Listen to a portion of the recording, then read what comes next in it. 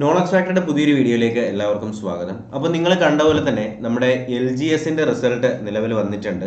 അതുപോലെ തന്നെ മാർച്ച് നമ്മുടെ യൂണിവേഴ്സിറ്റി അസിസ്റ്റന്റ് സബ് ഇൻസ്പെക്ടറിൻ്റെയൊക്കെ എക്സാമിൻ്റെ ഡേറ്റുകളും നിലവിലിപ്പോൾ വന്നിട്ടുണ്ട്. അപ്പോൾ നമുക്ക് എന്തായാലും ഇന്നത്തെ ഈ ഒരു വീഡിയോയിൽ ഇന്നത്തെ LGSന്റെ റിസൾട്ടും ബാക്കി കാര്യങ്ങളും നോക്കാം. ആദ്യം തന്നെ നമുക്ക് നോക്കേണ്ടത് നമ്മുടെ LGS കമ്പനി ബോർഡ് LGSന്റെ കോമൺ പ്രിലിംസ് നടത്തിയിട്ടുണ്ടായിരുന്നു.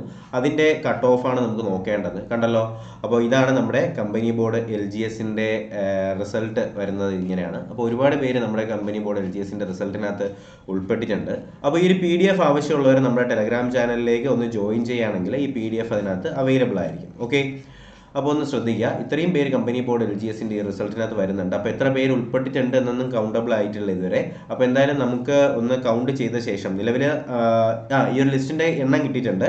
57,756 പേരാണ് കേട്ടോ. ശ്രദ്ധിക്കുക, 57,756 പേര് നമ്മുടെ കമ്പനി ബോർഡ് LGSന്റെ കട്ട് ഓഫ് കടന്നിട്ടുണ്ട്.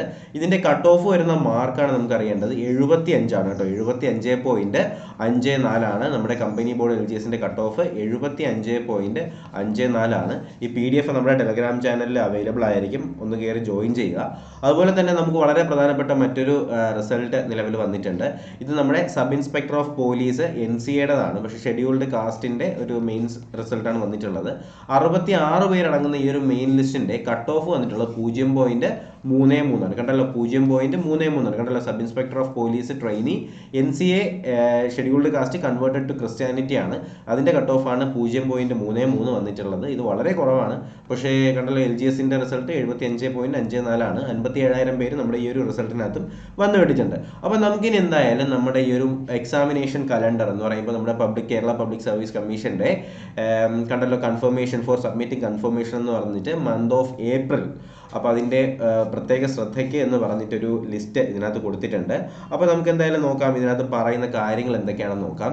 ഇതിനകത്ത് വളരെ പ്രധാനമായിട്ട് നമുക്ക് അറിഞ്ഞിരിക്കേണ്ടത് കുറച്ച് പ്രധാനപ്പെട്ട ഡേറ്റുകൾ വന്നിട്ടുണ്ട്. എന്ന് പറയുമ്പോൾ നമ്മുടെ university assistant, sub inspector of police women's, അതുപോലെ തന്നെ ഫീൽഡ് വർക്കർ കേരള ഫോറസ്റ്റിൻ്റെയൊക്കെ ഡേറ്റ് അല്ലെങ്കിൽ എക്സാമിനേഷൻ ഡേറ്റ് വരുന്നത് 29/4/2023 ആണ് കേട്ടോ. അപ്പോൾ വളരെ കുറച്ച് സമയം മാത്രമേ നമ്മുടെ മുന്നിലുള്ളൂ. 29-ാം തീയതി എന്ന് പറയുമ്പോൾ ജനുവരി, ഫെബ്രുവരി, മാർച്ച്, ഏപ്രിൽ അല്ലേ.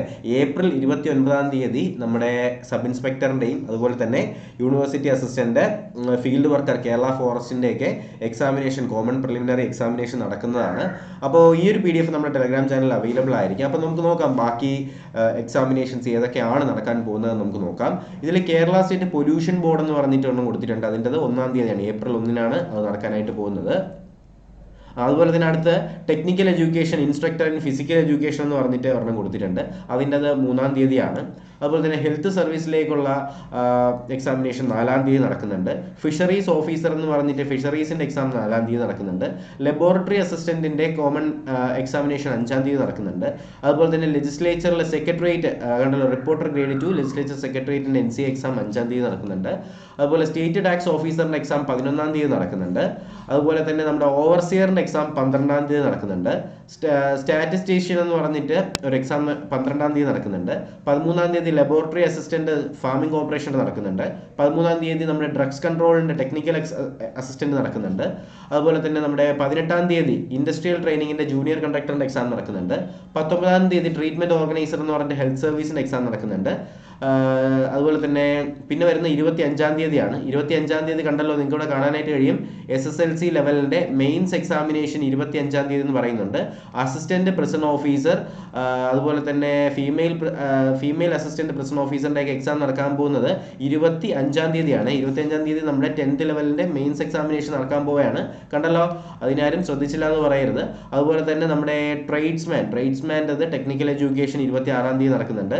കേരള സ്റ്റേറ്റ് സിവിൽ സപ്ലൈസ് കോർപ്പറേഷനിലേക്കുള്ള അസിസ്റ്റന്റ് സെയിൽസ്മാൻ്റെ മെയിൻസ് എക്സാമിനേഷൻ നടക്കാൻ പോവുക 27-ാം തീയതിയാണ്. ശ്രദ്ധിക്കണം, 27-ാം തീയതി അസിസ്റ്റന്റ് സെയിൽസ്മാൻ്റെ മെയിൻസ് എക്സാമിനേഷൻ നടക്കുകയാണ്.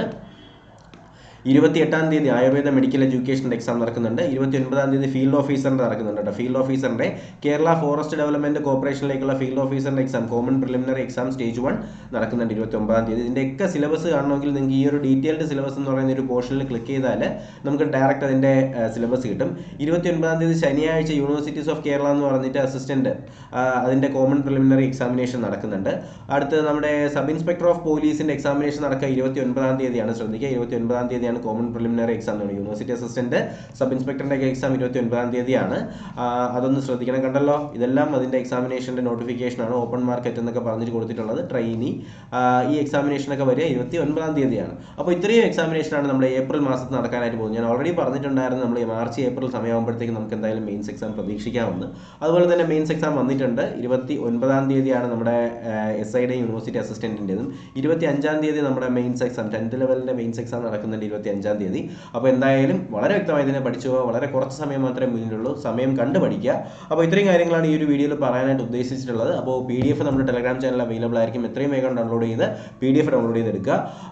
ബാക്കി ക്ലാസ്സുകളും കാര്യങ്ങളെല്ലാം ഇനി വളരെ നന്നായിട്ട് തന്നെ നമ്മുടെ ചാനലിൽ കൊണ്ടുപോകുന്നതായിരിക്കും. CPOയുടെ സ്പെഷ്യൽ ടോപ്പിക്ക് നമ്മുടെ കമ്മ്യൂണിറ്റി പേജിൽ ആഡ് ചെയ്ത് തുടങ്ങിയിട്ടുണ്ട്. അത് ആ ഒരു ഓർഡർ അനുസരിച്ച് തന്നെ കാണാനായിട്ട് ശ്രമിക്കുക. അപ്പോൾ എന്തായാലും പുതിയൊരു വീഡിയോ ക്ലാസ്സൊക്കെ ആയിട്ട് നമുക്ക് ഉടനെ തന്നെ കാണാം. അതുവരേക്കും എല്ലാവർക്കും bye bye, good bye, take care.